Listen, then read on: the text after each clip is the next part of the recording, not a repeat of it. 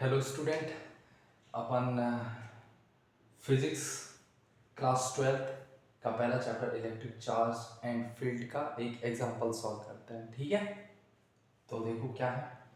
An electron falls through a distance of 1.5 centimeter in a uniform electric field of magnitude 2 into 10 की power 4 Newton per coulomb. Show in the figure the direction of the field is reversed, keeping its magnitude unchanged, and proton fall through the same distance. Compute the time of fall in each case.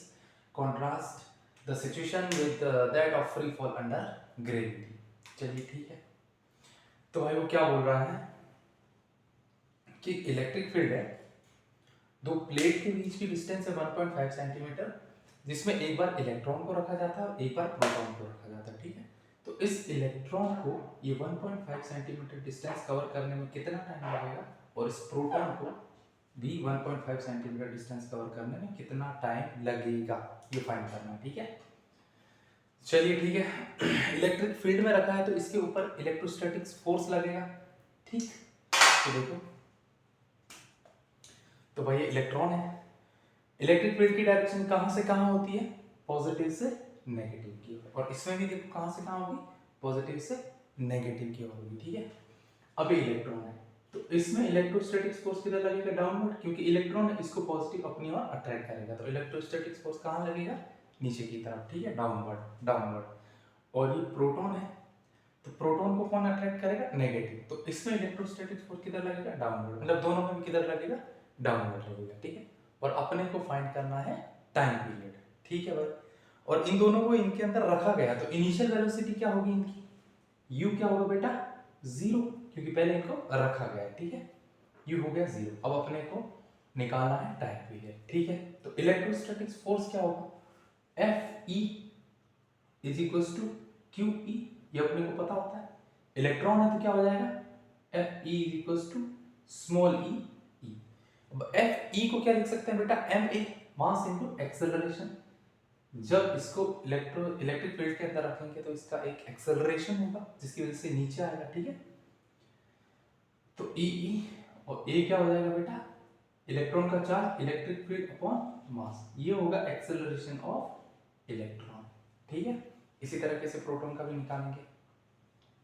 तो अब देखो proton का, proton में भी यही बेटा, Fp कितना हो जाएगा, QE, तो यहां से डायरेक्टली लिख लेता हूं मैं, AP is equals to charge electric field upon mass of proton, यहां पर है मास ऑफ इलेक्ट्रॉन।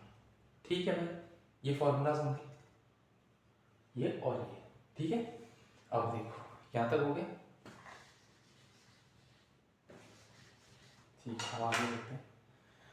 अब इलेक्ट्रिक फील्ड की वैल्यू कितनी है, 2 इंटू 10 की पावर 4 न्यूटन पर कूलम, ये E आ गया।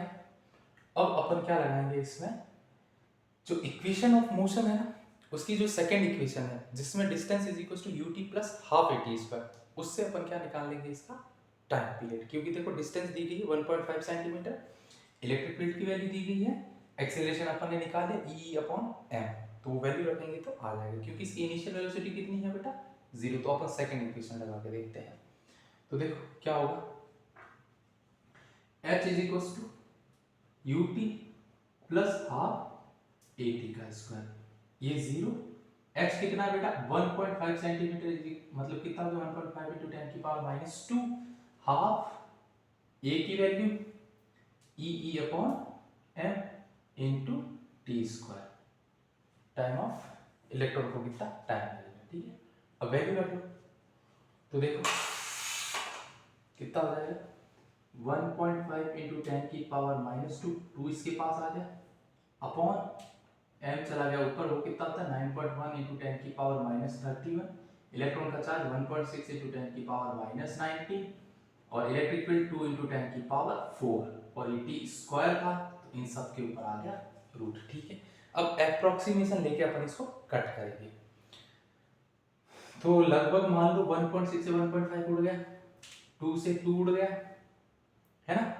और 9.1 को लगभग 9 मान लो, तो 9 का रूट कितना हो जाएगा 3 आ गया बाहर। अब देखो पावर -31 -33 और 4 ऊपर आया तो -37, और 19 ऊपर आ गया तो ये होगा प्लस का 90, तो -37 ऊपर हो गया और प्लस का 19, तो बचा लगभग 18 आएगा, ठीक है। तो 10 की पावर -18 ऊपर आ गया, तो उसका रूट कितना हो जाएगा, 10 की पावर -9।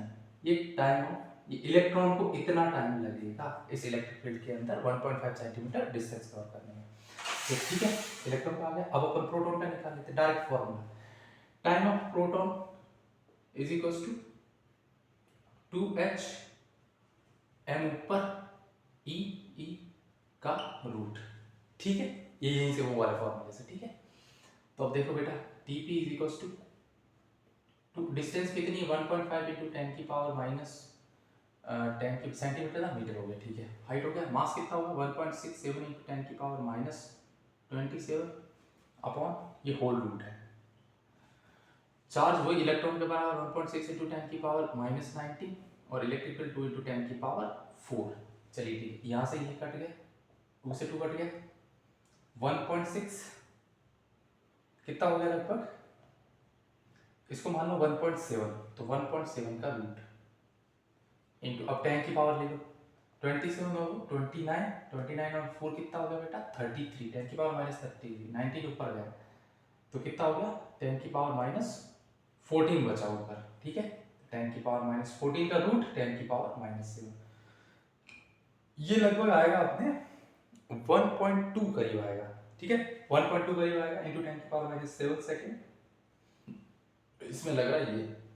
तो देख रहे हो टाइम ऑफ प्रोटॉन जो है वो ज्यादा लग रहा है, 10 की पावर माइनस 7 है और 10 की पावर माइनस 9 है, मतलब वो कम है और इसमें ज्यादा है।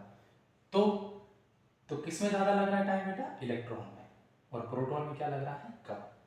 तो नीट में इस तरह का सवाल आ सकता है, मतलब कंपेयर करके दे सकते हैं कि बताओ किस में टाइम ज्यादा लगेगा, सॉरी उल्टा हो गया, टाइम किस में ज्यादा लगेगा बेटा, प्रोटॉन में, और टाइम ऑफ इलेक्ट्रॉन को टाइम कम लगेगा एज कम्पेयर टू प्रोटॉन। और इसकी वैल्यू भी अपन निकालें, 3 इंटू 10 की पावर माइनस 9 और इसमें 1.7 इंटू 10 की पावर माइनस 7, ये ज्यादा टाइम है वो कम टाइम है, ठीक है।